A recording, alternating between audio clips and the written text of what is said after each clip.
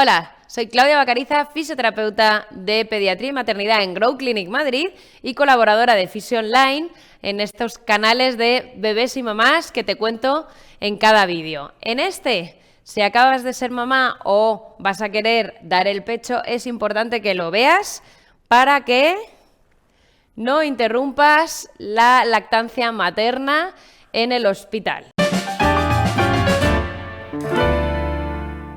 Básico, básico, básico y súper importante. Mantén la calma, no pierdas los nervios. La lactancia materna es súper complicada y hay que intentar estar muy zen y dejarse ayudar por asesoras de la lactancia o matronas. ¿De acuerdo?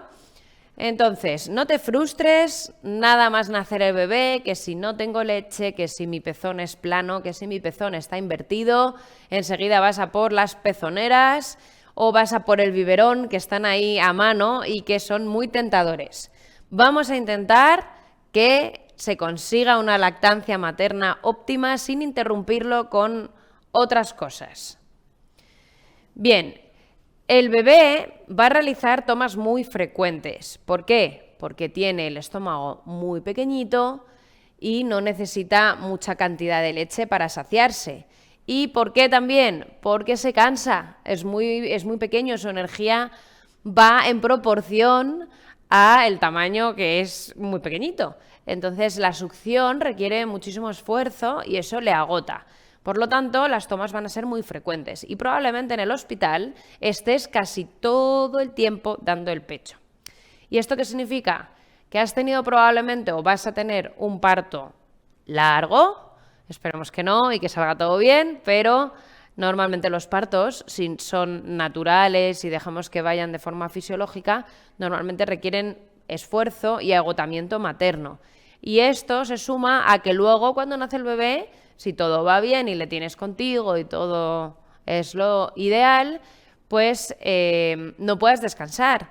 No dices como un día que corres una maratón o tienes un día duro en el trabajo, bueno, llego a casa y duermo del tirón no sé cuántas horas y descanso. No, después de esta maratón de parto, tienes que continuar la maratón, que es la maternidad, y es estar dándole el pecho al bebé probablemente cada hora.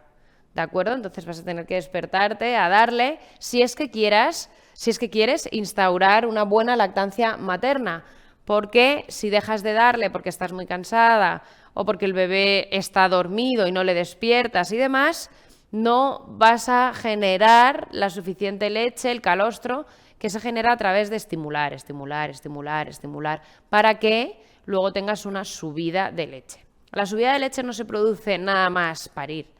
Lo que das nada más parir va a ser calostro, ¿de acuerdo? Que es un líquido amarillo muy concentrado, con muchísimos nutrientes y que son gotitas. Eso le va a saciar. Recuerda que el bebé viene del útero, que ha estado alimentado y por ahora ahí tiene nutrientes suficientes esas primeras horas para no estar muerto de hambre ni desnutrido. Y esas gotitas van a ser su complemento que le van a nutrir un montón. No va a salir un chorrazo de leche nada más parir, no te imagines eso. Esa subida de leche normalmente es a las 72 horas de que haya salido la placenta. Así que calcula que probablemente sea en casa esa subida de leche. Puede ser, dependiendo pues de cada mamá, que sea entre las 48 y 72 y que tengas una pequeña subida ya el segundo día en el hospital, ¿de acuerdo? Y que notes calor y que los pechos se van llenando, se van poniendo duros, va saliendo la leche un poquito más blanca, aunque la primera semana llamamos leche de transición, que es entre medias del calostro, y la leche madura, la leche de transición también es un poco amarillenta. ¿De acuerdo? Entonces esa subida de leche ocurrirá 2 días después, ¿vale? Al principio serán en pequeñas gotitas, que será el calostro, y que eso será lo que tendremos que darle, aunque sea cada hora, para que el cuerpo diga, me está pidiendo leche, y así haya una subida de leche.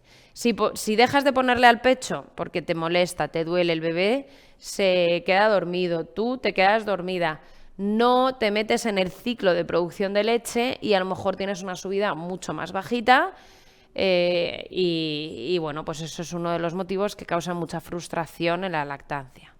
Cuidado con las pezoneras y los chupetes. No es que prohíba las pezoneras ni muchísimo menos, pero hay que intentar que el bebé sea el que saque el pezón hacia afuera o incluso que tú, masajeándote un poquito, trates de sacar el pezón. El pezón no debería ser uno de los motivos de fracaso de la lactancia materna, ¿de acuerdo? Ahora, antes de desistir, antes que desistir de la lactancia, es decir, la dejo, por supuesto, prueba la pezonera y no desistas y tires de biberón solamente por eso, ¿vale? Pero asesórate primero porque luego cuesta quitarle la pezonera y no deja de ser un plástico que no succiona piel con piel al pezón de la boquita del bebé, ¿de acuerdo? Chupete, cuidado con los chupetes. Normalmente se dice que interfieren en la lactancia hasta que no esté bien instaurada. El primer mes de vida no debería de darse chupetes al bebé, ¿de acuerdo? Ante cualquier duda, recuerda, consulta con una asesora o una matrona para que te ayuden.